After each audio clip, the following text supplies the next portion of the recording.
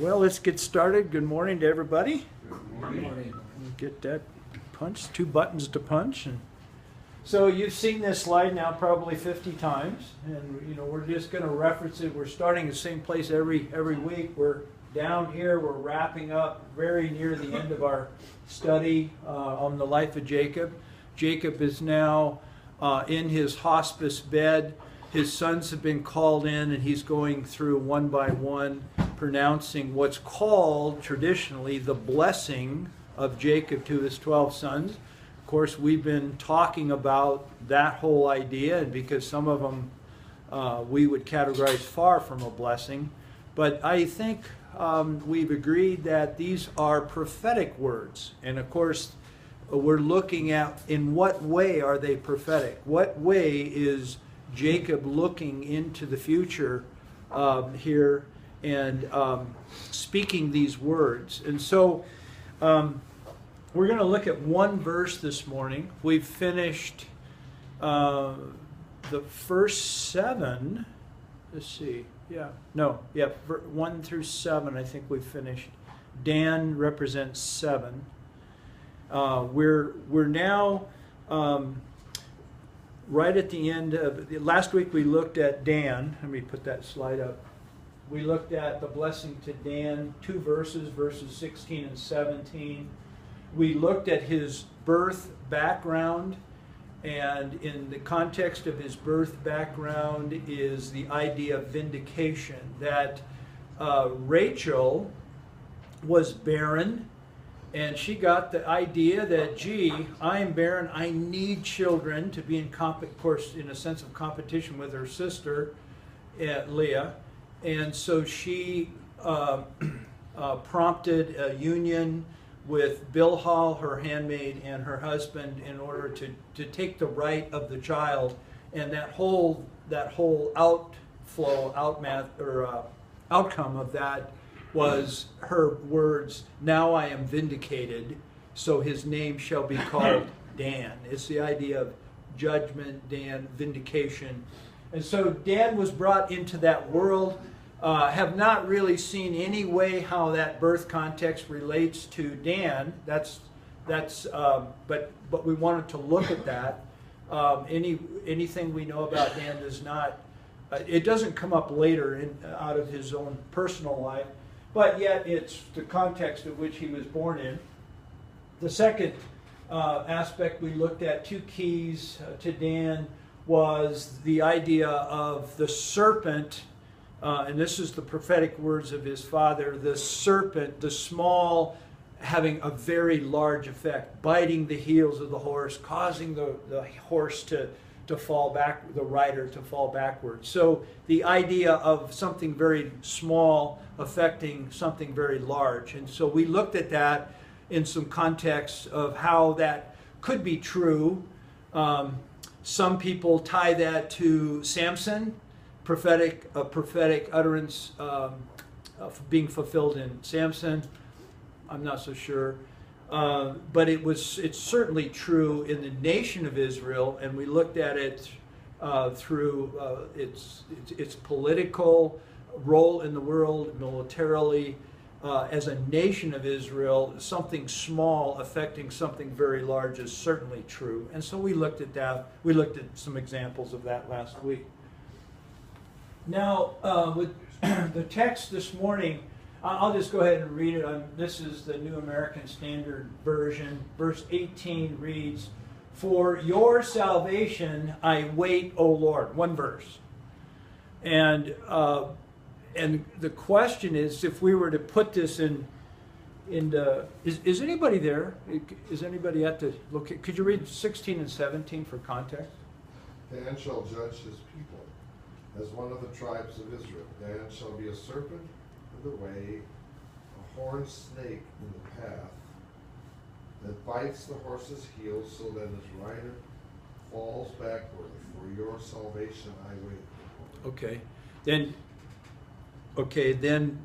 And then it goes in verse 19, the blessing to Gad.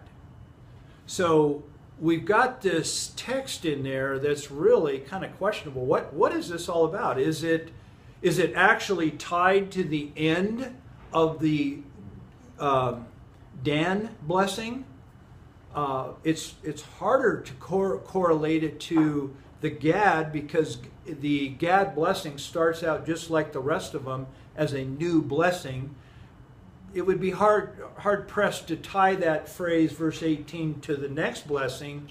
So then the question becomes, gee, what does this contribute to Dan, or is there some other explanation for this text? So that's what we're going to look at. Is why is it there? There's the thoughts. As I did my study, the thoughts out there are, number one, the placement of this text is at the end of Dan's blessing, prior to Gad's blessing. I already stated that. Some say this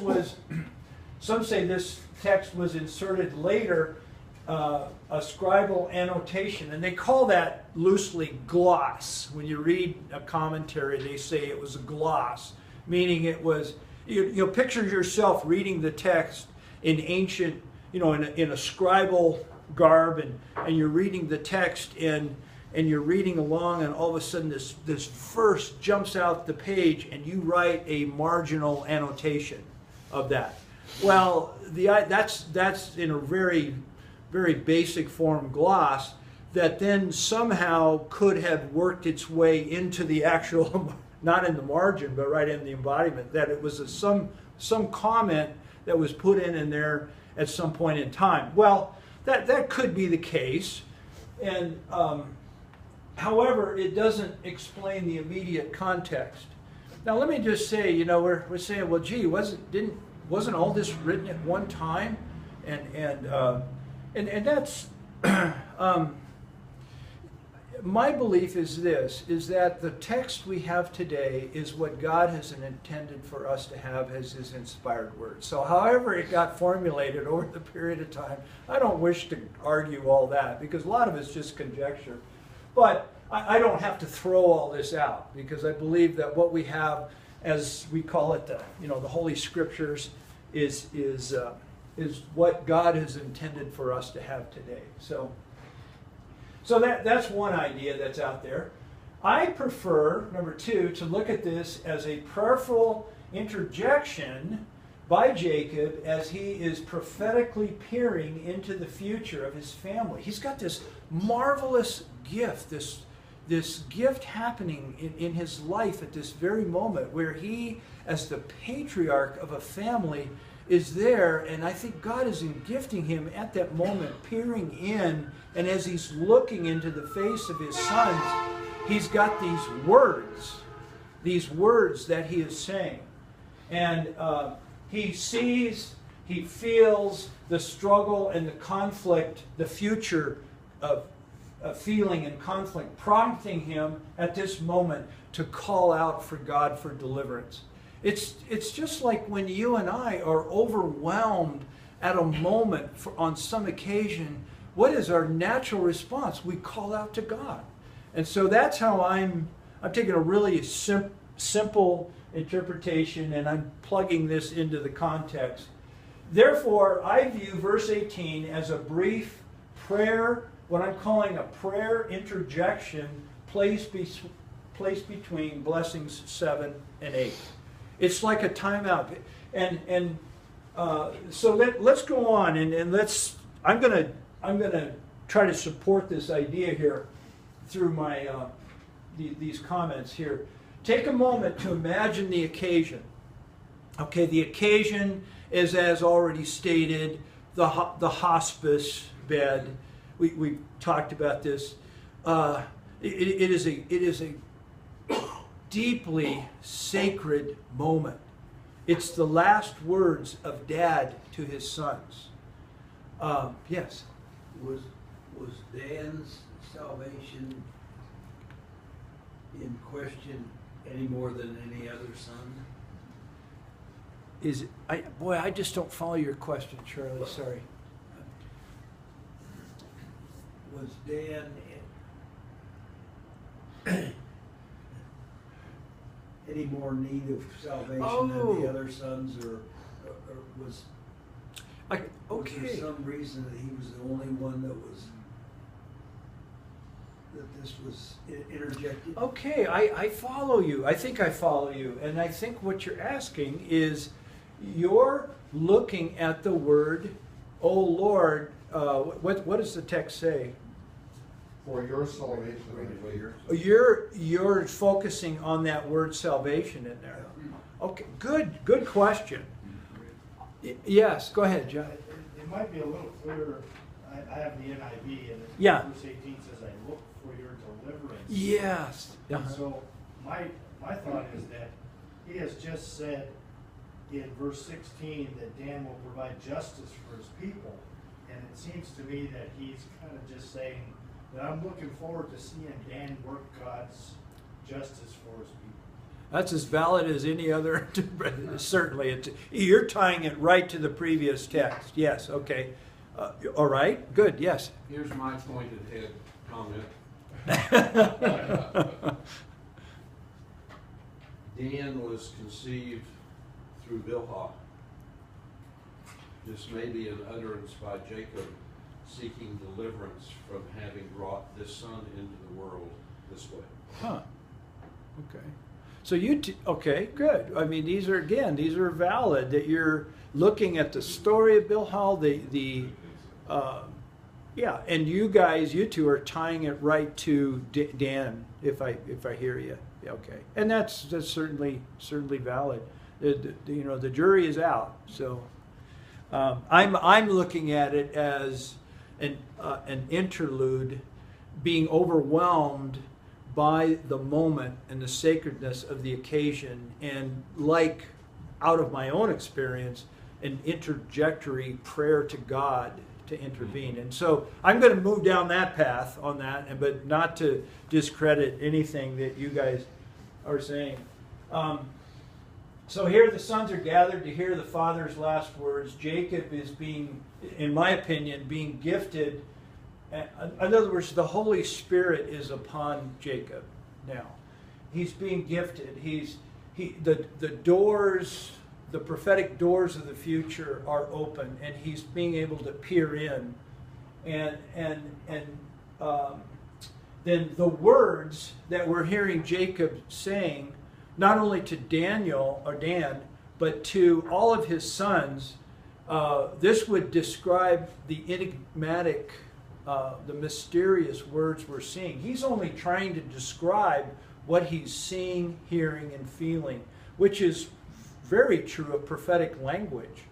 I mean, there's some very, quote, weird prophetic language, and it's just an expression of the prophet trying to describe, to the best of his ability or her ability, in most cases to his, what they are sensing at that given time. That's the nature, much of the nature of prophetic, just the prophetic realm.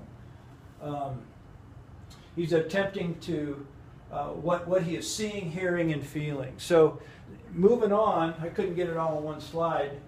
Continued here.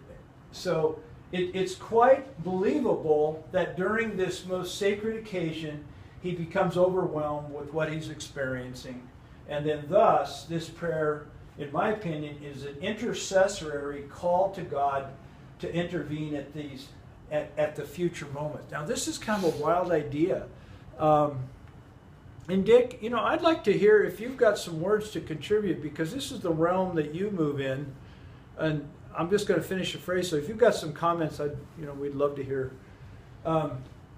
So here, this is the framework of what I'm thinking, is that he's in this realm spiritually, and he's speaking these words. Some of those words are very clear to understand, some are not, to each of the sons. He's overwhelmed at this moment, and has this interjectory calling out to God. And the significance of that is that as he's looking into the future, for his family, he's calling out to God for God's intercession at those junctures that are still yet to happen. So, Dick, what are your comments? I agree with what you just said. I think it's looking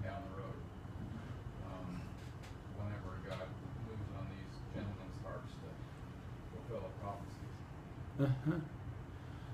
Yeah, go ahead, Jeff. Well, and I'm just looking at the rest of the blessings, and he is, I think he's being prophetic in what he's saying to each of his kids. But it seems to me it would be just like you and me thinking about the future for our own kids and just, looking for God's salvation and deliverance in the lives of our kids and in those Yep. they affect. So I think you're right. I think he's overwhelmed. Yeah. Thinking about the future of his family. I do it too. Yeah. Like, oh, Lord, please, every one of my kids, every one of their kids, I want to see them experience the joy of your salvation. Yeah. And I think that's a little bit of what's going on here. Is he's just, I'm not really pleading, but in a sense, pleading that his family completely, because he's saying sometimes negative things about his kids, and he's thinking, oh man, this is not good. Come on, God, do something Intervene. for these kids. Yeah, Why? yeah, right. Well, that's the sense that I've entered into in the text, is I'm relating to Jacob as a father in putting myself in that situation. Yeah, yes, Carl. It seems like Dan is kind of a warrior type of a guy, talking about, it seems like he's talking about coming against the enemies. And I think it was the day before, we were kind of going through some things from Israel. And one of those things we found was a map, and it showed Israel, and it showed the areas where the different tribes settled. And I remember seeing the area where Dan was at. I couldn't tell you exactly where that was on Israel, but for the entire map of Israel, it Yeah. showed the different tribes. Yeah. And I just wonder if Dan was in a position where there would be a lot of contact with foreign enemy forces coming in, and he would be attacking them. Well, going to battle against these invading forces or whatever. Just a thought. Well, yeah, that is. There's some truth to that, because historically, the original allocation for the tribe of Dan was it's the northern end of the Philistine plains, very fertile, Yeah. and the idea of it is they got pushed out by the Philistines, and they moved as a tribe north. And the scriptures talk about this. They moved way north. They became the furthest northern tribe. That's where you get the phrase from Dan to Beersheba, or Beersheba. That really encompasses north to south. But they got moved, and so that does, what you just said, does have bearing historically of what occurred. Yes, Dave? In line with your track about this being intercessory, it reminds me, I heard a sermon years ago, basically the title was, "'Tis a fine line between faith and presumption." And Jacob, if he's uttering this, I'm not saying that he's on the line. We spent all this time studying about Jacob's journey and increasing his faith and understanding his faith and knowing his God. And this is an utterance of a man who knows his God. Oh, yeah. And who states something, not presuming, but in faith. So it's that very strong statement, and it is right at the line of presuming on God, but he isn't. He's just stating it because he knows God can do this. Yes. Very, very good. Yeah. Very good. Well, so you guys have keyed into at least my thoughts, and so this idea of calling for deliverance, which means going back to your question, Charlie, some versions use the words salvation here, but I think we're really looking at a different type of deliverance, a deliverance from the conflict and the pain and so forth that would be still yet future for these family members. So I put up a little diagram here as far as how I see it happening. Jacob is stepping towards the pain. As he's looking, and Dave is smiling back there because you've kind of heard this before. Diagram's familiar, Stepping into the pain is what we're called to as human beings. Actually alluding to what I opened up with today. Our natural tendency as human beings is to avoid pain as much as possible. But a real act of maturity, and I would call it faith, is that when we are then at a point in life where we can actually enter somebody's pain, we actually step towards the pain. That's what intercessory prayer is, stepping towards the pain instead of my natural tendency is to avoid it and move, step around it. And once we do that, we feel the pain. We absorb the pain. We call it empathize. But when we do this, there's a cost. We actually enter into the pain. I don't know if any of you have been around intercessory prayer sessions, but oftentimes there is tremendous expressions of pain, because during those times these people are actually bearing those pains, and it can manifest itself in a number of different ways. But we are called to carry each other's burdens, and when we do this, we feel the pain. But the role of an intercessor here is that we don't leave the pain. We have the pain, but we're in a role of intercession between God and humanity. We are called then to release that back to God. And I look at this, I'm interpreting this little interjectory prayer as Jacob is feeling this prayer during, almost like as he's going around the room